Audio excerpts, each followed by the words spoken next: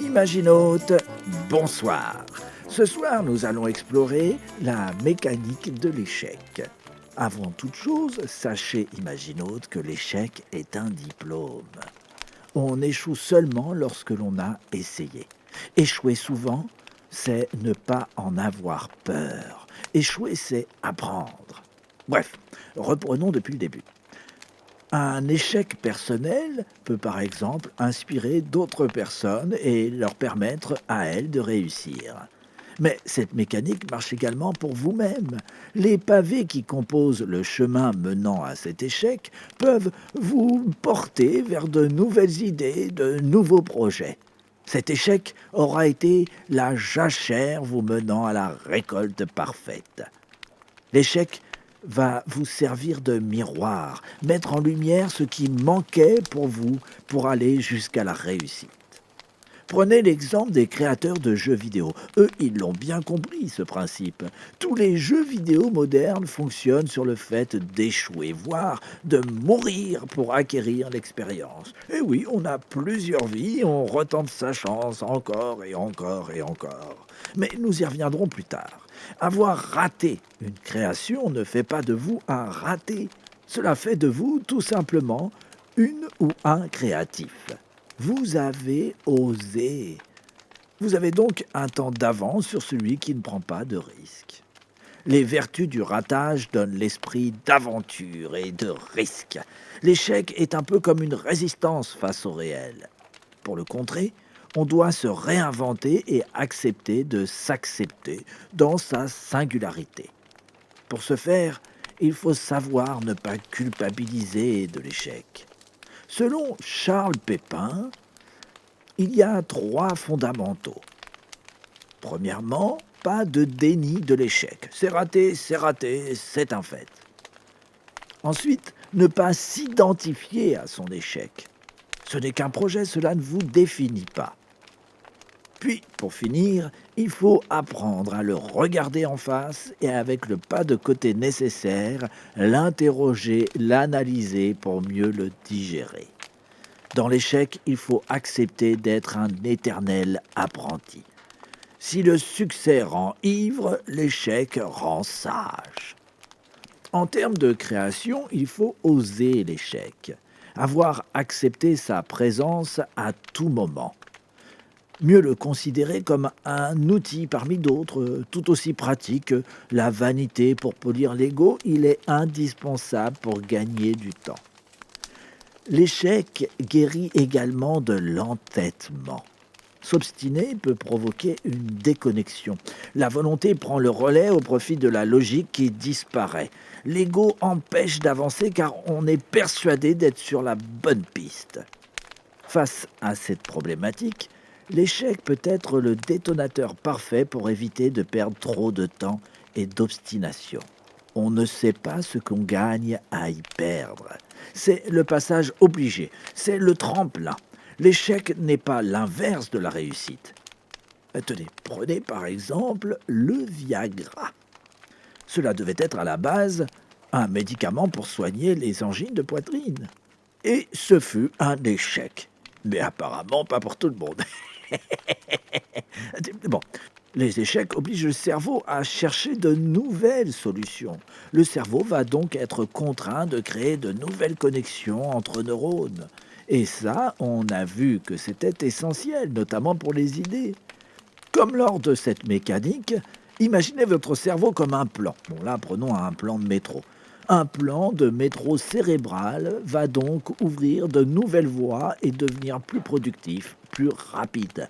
Soit tu réussis, soit tu apprends.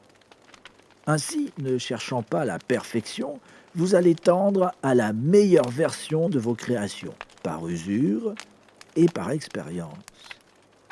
Vos rêves, en phase paradoxale, passent leur temps à tenter de résoudre des problèmes ou des échecs passés. Ils expérimentent pour vous des scénarios d'échecs pour vous faire gagner ce fameux temps indispensable. Ce petit malin de cerveau tente de vous prévenir. Mieux, de vous donner l'expérience avant même que la situation se produise. Le cerveau n'est pas un photocopieur de réalité. Il a besoin d'expérimenter en transformant systématiquement ce qu'il perçoit. C'est sa meilleure façon d'apprendre.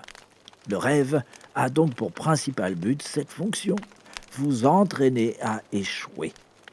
Qui n'a pas fait de rêve catastrophe avant un examen, égrénant tous les ratages possibles pour que cela se passe au mieux lors du réveil? Le rêve est votre salle d'entraînement à plusieurs vies, comme nous l'avons vu lors d'un jeu vidéo. Vous n'arrivez pas à résoudre cette épreuve ou vaincre ce monstre de fin de niveau? Eh bien, prenez le temps et cherchez de nouvelles stratégies. Et comme pendant vos rêves, inventez toutes les erreurs possibles pour trouver la meilleure façon de sortir du labyrinthe. Ainsi, dans toutes vos créations, égrenez d'abord tout ce qui pourrait mal se passer, comme lors d'une partie d'échecs. Eh oui, ce jeu ne s'appelle pas n'importe comment pour n'importe quelle raison. Le jeu d'échecs a le même fonctionnement, l'apprentissage par l'erreur. Ah, ce mot, c'est la première fois que je le prononce, l'erreur. L'erreur est l'antichambre de l'échec. En créativité, l'échec est ludique par excellence. Ah, important. L'échec n'est négatif que s'il s'habille de jugement. Qu'il vienne de vous ou d'autres, le jugement va profaner l'aspect pédagogique de l'échec. Que ce soit pour l'échec ou la réussite, ce n'est pas le but atteint qui compte, mais bien le sillage qu'ils ont dessiné, qu'ils ont creusé. L'apprentissage se cache juste ici, dans le chemin parcouru. Et comme pour toute expérience scientifique, réussir une fois ne suffit pas.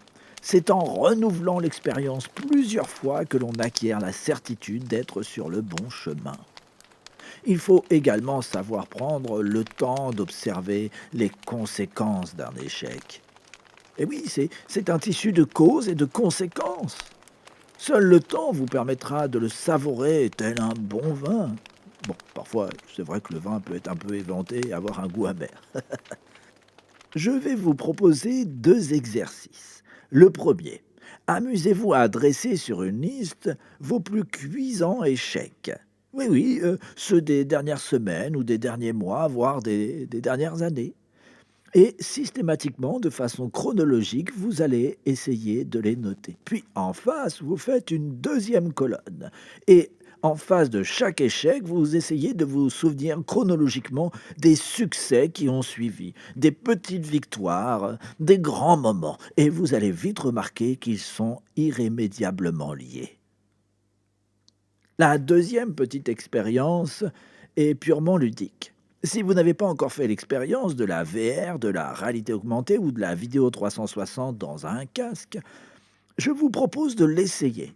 Et vous verrez qu'après une longue plongée dans ce mode de jeu étonnant, votre perception du rêve va être altérée. Votre cerveau a appris de vos expériences et enregistre cela comme une évolution de perception onirique. Si vous mettez en pratique cette dévotion de l'apprentissage par l'échec que votre cerveau nocturne connaît par cœur, vous verrez que les échecs deviendront beaucoup plus ludiques.